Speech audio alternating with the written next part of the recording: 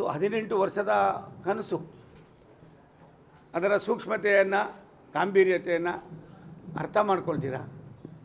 ನಾವು ಕೂಡ ಪಾಲುದಾರರು ಅನ್ನೋ ಮಟ್ಟದಲ್ಲಿ ಹೋಗಿ ಇಡೀ ವಿಶ್ವ ಇವತ್ತು ಭಾರತವನ್ನು, ಅದರೊಳಗೆ ವಿಶೇಷವಾಗಿ ಕರ್ನಾಟಕವನ್ನು ಒಂದು ರೀತಿ ಕೀಳು ಮಟ್ಟದಲ್ಲಿ ಕಾಣ್ತಕ್ಕಂಥ ಅದಕ್ಕೆ ಕಾರಣರಾಗಿದ್ದೀರಿ. ದೇಶದ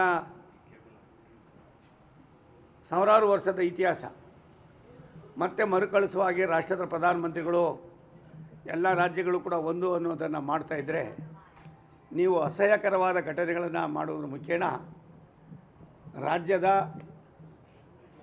ಜನತೆಯಲ್ಲಿ ಒಂದು ರೀತಿಯ ನೋವಿನ ಜೊತೆಯಲ್ಲೇ ಕಹಿ ಭಾವನೆಯನ್ನು ಮೂಡಿಸ್ತಕ್ಕಂಥ ಕೆಲಸ ಮಾಡ್ತಾಯಿದ್ದೀರಿ.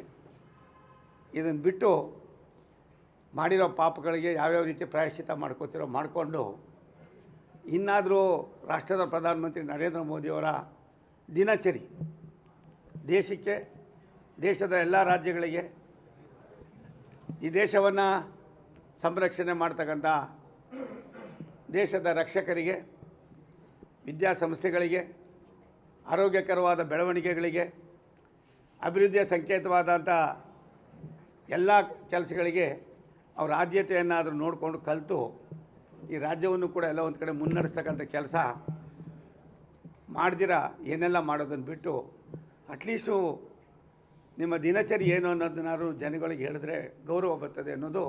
ನಾನೆಲ್ಲೂ ಈ ರೀತಿ ಮಾತನಾಡಿಲ್ಲ. 1 ವರ್ಷ ಆಯಿತು, ನಾನು ಮಂತ್ರಿಯಾಗಿ 11ನೇ ತಾರೀಕಿಗೆ 1 ವರ್ಷ ಮಂತ್ರಿಯಾಗಿ ಆಗ್ತದೆ. ಆಗಿರೋದ್ರಿಂದ ಮೈಸೂರು ಅಂದರೆ ನನಗೂ ಒಂದು ರೀತಿ ಪ್ರಿಯವಾದ ಮತ್ತು ಆತ್ಮೀಯತೆಯ ಮತ್ತೊಂದು ಮುಖವಾಗಿ ನಾವು ನೋಡ್ತಾ ಇದ್ದೀವಿ. ನಾನು ರಾಜ್ಯ ಸರ್ಕಾರವನ್ನು, ಸನ್ಮಾನ್ಯ ಸಿದ್ದರಾಮಯ್ಯನವ್ರನ್ನ, ಈ ಜಿಲ್ಲೆಯವರೇ ಆಗಿರ್ತಕ್ಕಂಥ ನಿಮಗೆ ಏನಾದರೂ ಒಂದು ಕೊಡುಗೆ ಕೊಡಿ ಅಂದರೆ ನೀವು ಕೊಡ್ತಾ ಇರ್ತಕ್ಕಂಥ ಕೊಡುಗೆಗಳನ್ನು ನೋಡಿದ್ರೆ ಒಂದು ರೀತಿ ನೋವು ಆಯ್ತದೆ, ಅಸಹ್ಯನೂ ಕೂಡ ಆಯ್ತದೆ. ಇದಾಗಬಾರ್ದು ಅಂತ ನನ್ನ ಭಾವನೆ. ಸರಿ, ಇದ್ರ ಜೊತೆಗೆ ಪೊಲೀಸ್ ಅಧಿಕಾರಿಗಳನ್ನು ಅಮಾನತು ಮಾಡುವಂಥ ಕೆಲಸ ಆಗಿದೆ. ನೈತಿಕವಾಗಿ ಎಷ್ಟು ಮಟ್ಟಿಗೆ ನೋಡಿ, ನಾನು ನಿನ್ನೆ ಎಲ್ಲೋ ಒಂದು ಕಡೆ ಒಂದು ಕಾರ್ಯಕ್ರಮದಲ್ಲಿ ಹೇಳಿದೆ, ನೈತಿಕತೆಯ ಮತ್ತೊಂದು ಮುಖವಾಗಿ ರಾಜ್ಯದ ಪೊಲೀಸರು ಕೆಲಸ ಮಾಡ್ತಾಯಿದ್ರು. ದಯಾನಂದ್ ಅವರು ನನಗೆ ತುಂಬ ವರ್ಷದಿಂದ ಅವರ ಆಡಳಿತದ ವೈಖರಿಯನ್ನು, ಅವರ ದಕ್ಷತೆಯನ್ನು, ಪ್ರಾಮಾಣಿಕತೆಯನ್ನು ನಾವು ಯಾರೂ ಕೂಡ ಪ್ರಶ್ನೆ ಮಾಡೋದಿಲ್ಲ.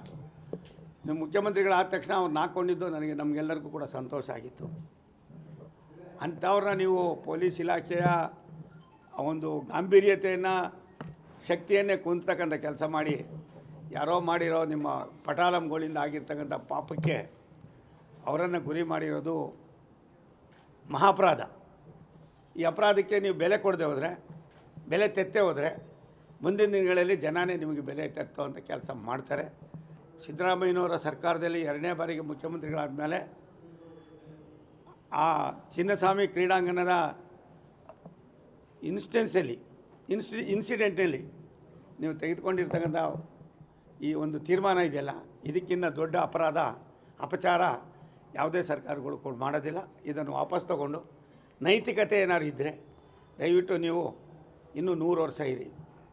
ಸಿದ್ದರಾಮಯ್ಯನವ್ರ ಕಾಲದಲ್ಲಿ ಹಿಂದೆ ಲಾಲ್ ಬಹದ್ದೂರ್ ಶಾಸ್ತ್ರಿಯವರನ್ನು ನಾವು ಯೋಚನೆ ಮಾಡಬೇಕಾಯ್ತದೆ. ಅನೇಕ ಉದಾಹರಣೆಗಳನ್ನು ನೀವು ಕೊಡ್ತಾಯಿದ್ದೀರಿ. ಅವ್ಯಾವು ಕೂಡ ಇದಕ್ಕೆ ಹೊಂದಿಕೆ ಹಾಕತಕ್ಕಂಥದ್ದಲ್ಲ. ಮುಗ್ಧ ಜೀವಿಗಳು, ಏನೂ ಇಲ್ದಿರ ಕ್ರಿಕೆಟ್ನಲ್ಲಿ ಕರ್ನಾಟಕ ಇಷ್ಟೊಂದು ಹೊಟ್ಟೆ ಮಟ್ಟಕ್ಕೆ ಬಂತು ಅಂದ ಆನಂದದಿಂದ ಬಂತಂಥ ಅವ್ರ ಮನೆಗಳಿಗೆ ಸೂತಕದ ಛಾಯೆಯನ್ನು ಕೊಟ್ಟಿದ್ದೀರಿ. ಇದಕ್ಕೆ ನೀವು ಬೆಲೆ ತೆತ್ತಬೇಕಾಯ್ತದೆ. ದಯಮಾಡಿ ಸಿದ್ದರಾಮಯ್ಯ ಸಾಹೇಬ್ರೆ, ನಾನು ಅವ್ರನ್ನ ವೈಯಕ್ತಿಕವಾಗಿ ಹತ್ತಿರದಲ್ಲಿ ನೋಡಿರೋದ್ರಿಂದ ಇದರ ಹೊಣೆಗಾರಿಕೆ ನಿಮ್ಮದು. ನೀವು ಮಾಡ್ತಾ ಇರತಕ್ಕಂಥ ಈ ಒಂದು ಗಲೀಜು ಕೆಲಸ ಇದೆಯಲ್ಲ, ಇದಕ್ಕೆ ದೇವರು ನಿಮ್ಮನ್ನು ಕ್ಷಮಿಸಲ್ಲ.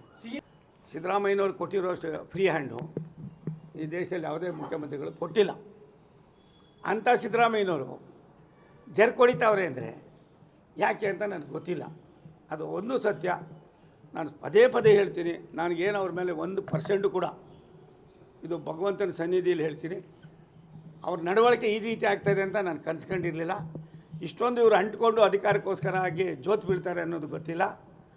ಅದರ ನೈತಿಕತೆ ಏನಿದೆ, ಈ ಮೊನ್ನೆ ಚಿನ್ನಸ್ವಾಮಿ ಕ್ರೀಡಾಂಗಣದಲ್ಲಿ ಆದಂಥ ನೈತಿಕತೆ, ಇದಕ್ಕೆ ನೇರ ಹೊಣೆ ರಾಜ್ಯ ಸರ್ಕಾರ.